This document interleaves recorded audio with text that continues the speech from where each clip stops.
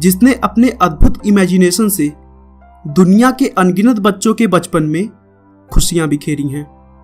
जी हाँ दोस्तों, मैं बात कर रहा हूँ मिकी माउस जैसे बहुत सारे फेमस कार्टून के जन्मदाता वॉल्ट डिज्नी की, जिन्हें एनिमेशन फिल्मों में उनके योगदान के लिए 22 बार ऑस्कर अवार्ड दिया जा चुका है, जो कि अपने आप में एक विश्व रिकॉर्ड है। उनके द्वारा बनाई गई company the Walt Disney company आज दुनिया के टॉप मीडिया कंपनीज में शामिल है और अरबों खरबों रुपए का बिजनेस करती है। लेकिन दोस्तों, डिज्नी ने जिन संघर्षों के बाद यह मुकाम हासिल किया था, मुझे नहीं लगता कि उनके अलावा यह किसी और के बस की बात होगी। तो चलिए दोस्तों, बिना आपका समय खराब किए हम वॉल्ट डिज्नी के प्रेरणादायक जीवन को शुरू से जानते हैं। वॉल्ट डिज्नी का जन्म 5 सितंबर 1901 को अमेरिका के इलिनॉइस राज्य में हेरमोसा नाम की जगह पर हुआ था। उनके पिता का नाम एलियास डिज्नी था, जो एक किसान थे और साथ ही साथ बढ़ई का भी काम करते थे। लेकिन आगे चलकर इन सभी कामों से गुजारा न हो पाने की वजह से उन्होंने बाजार में फल बेचने का भी काम किया। हालांकि अलग अलग काम करने के बावजूद भी उनके पास इतने पैसे नहीं हो पाते थे कि उनका पूरा परिवार अच्छे से गुजारा कर सके और वो अपने बच्चों को स्कूल भेज सके।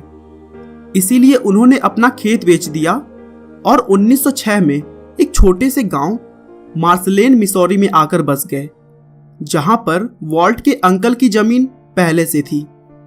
वॉल्ट के अलावा उनके 3 भाई और एक छोटी बहन भी थी।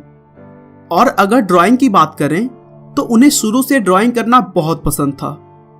वे फर्श और दीवारों पर कुछ न कुछ बनाते रहते थे। एक बार तो उन्होंने अपनी छोटी बहन के साथ मिलकर तारकोल से अपने घर की दीवार पर पेंटिंग बना डाली और पूरा दीवार काला हो गया, जिससे उन्हें अपने पिता से बहुत डांट सुननी पड़ी थी। डिज्नी ने 7 साल की उम्र में अपने पड़ोसी के घोड़ों की ड्राइंग बनाई और वह उनके पड़ोसी को इतना पसंद आया कि उन्होंने उस ड्राइंग को पैसे देकर खरीद लिया। और इस तरह ये वॉल्ट डिज्नी के जीवन की पहली कमाई थी। अगर बात की जाए वॉल्ट डिज्नी के सबसे करीबी की, तो वो उनके भाई रॉय थे, जिसके साथ वो अपना पूरा समय बिताते थे। 1909 के लास्ट में वॉल्ट डिज्नी का एडमिशन पास के एक स्कूल में करवाया गया, लेकिन उनका परिवार पैसों की दिक्कत की वजह से उस गांव में ज्यादा दिनों तक नहीं रह सका और फिर वे 1911 में आर्थिक तंगी झेलते हुए कंसास नाम की एक शहर में रहने आ गए, जहां वॉल्ट के पिता को आखिरकार न्यूज़पेपर और मैगजीन बांटने का काम मिल गया। और कुछ पैसे इकट्ठा होने के बाद उन्होंने वॉल्ट का एडमिशन बेंटन ग्रामर स्कूल में करवा दिया। लेकिन न्यूज़पेपर ज्यादा होने की वजह से वॉल्ट और उनके भाई रॉय को अपने पिता का हाथ बटाना पड़ता था और रोज सुबह 4:30 बजे उठकर कड़ाके की ठंड में पेपर बांटने जाना होता था। पेपर बांटने के बाद वे स्कूल चले जाते थे और फिर शाम को स्कूल से वापस आने के बाद फिर से मैगजीन बांटने निकल जाया करते थे। वॉल्ट और रॉय इन सभी कामों से इतना थक जाते थे कि स्कूल की क्लास में ही वो सो जाते और इसीलिए वह अपने क्लास के सबसे कमजोर स्टूडेंट्स में गिने जाते थे। लेकिन इतने कठिनाई भरे दिनों में भी वॉल्ट ने ड्राइंग से कंप्रोमाइज कभी भी नहीं किया और उन्हें जब भी थोड़ा सा टाइम मिलता, वह मैगजीन के कवर को देखकर या फिर अपने दिमाग में कुछ भी सोचकर ड्राइंग करने लगते थे।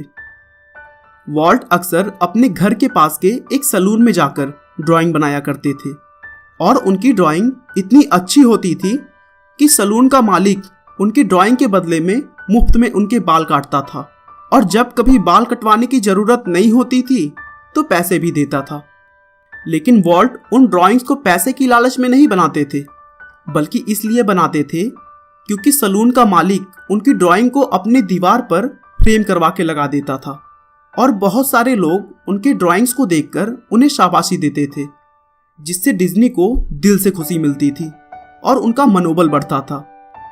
दोस्तों, डिज्नी को वो दिन भी देखने पड़े जब उन्होंने ट्रेनों में जाकर पॉपकॉर्न, कोल्ड ड्रिंक और पानी की बोतलें भी बेची और इस तरह के बहुत सारे काम करते हुए कुछ पैसे कलेक्ट करने के बाद डिज्नी ने कंसास सिटी आर्ट इंस्टीट्यूट में आर्ट की वीकेंड क्लासेज लेनी शुरू कर दी। आगे भी कुछ सालों तक यूं ही संघर्ष और पढ़ाई चलती रही और फिर 1918 में पहले विश्व युद्ध के बाद डिज्नी ने अमेरिकी सेना में जाने के लिए अप्लाई किया, लेकिन कम उम्र की वजह से उन्हें रिजेक्ट कर दिया गया। और फिर उन्होंने अपने डेट ऑफ बर्थ को बदलकर रेड क्रॉस में एम्बुलेंस चलाने के लिए ड्राइवर की पोस्ट के लिए अप्लाई किया, जहां उन्हें सेलेक्ट कर लिया गया और उनकी पोस्टिंग फ्रांस में कर दी गई। दोस्तों, वॉल्ट डिज्नी अभी तक बहुत सारे अलग अलग काम किए जा रहे थे, लेकिन उनके दिमाग में हमेशा से आर्ट के फील्ड में कुछ कर गुजरने का जुनून था। वे अपने एम्बुलेंस तक को अपने आर्ट से सजा कर रखते थे। डिज्नी ने अक्टूबर 1919 में रेड क्रॉस को छोड़ दिया और फिर वापस अमेरिका आ गए, क्योंकि उनकी job Pesmen Rubin commercial art studio में एक आर्टिस्ट के तौर पर लग गई थी। लेकिन जनवरी 1920 में उन्हें उस जॉब से यह कहते हुए निकाल दिया गया कि उनके अंदर क्रिएटिविटी नहीं है, उनमें कल्पना शक्ति की कमी है और वे किसी भी खूबसूरत चीज का निर्माण कर ही नहीं सकते। लेकिन यह बात डिज्नी के दिल को ठेस कर गई थी, क्योंकि उन्होंने अपने पूरे जीवन हर चीज से समझौता किया था, लेकिन अपने ड्राइंग से कभी भी समझौता नहीं किया। अपने इन्हीं अपमानों का बदला लेने के लिए वॉल्ट ने एक छोटी सी कंपनी खोली, लेकिन पैसों की कमी की वजह से उनकी कंपनी जल्दी दिवालिया हो गई। दोस्तों, डिज्नी के पास पॉकेट में केवल $20 और कागज के गत्ते का सूटकेस बचा था, जिसमें एक तरफ उनके कुछ कपड़े और दूसरी तरफ ड्राइंग बनाने के कुछ टूल्स रखे हुए थे।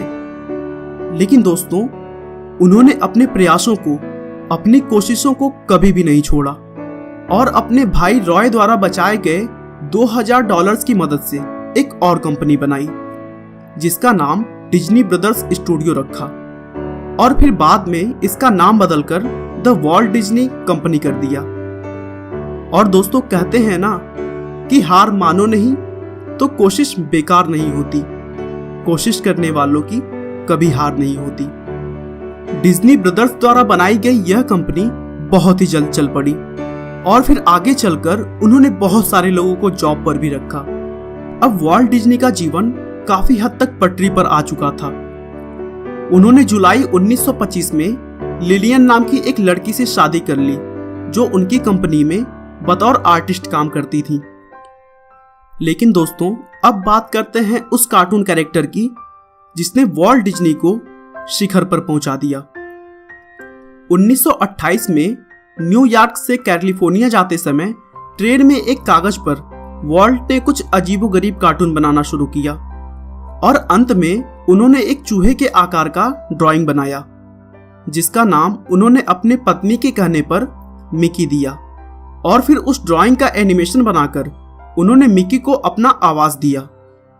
18 नवंबर 1928 को वॉल्ट डिज्नी ने उस एनिमेशन का पहला शो मैनहट्टन में दिखाया, जिसे लोगों ने बहुत पसंद किया।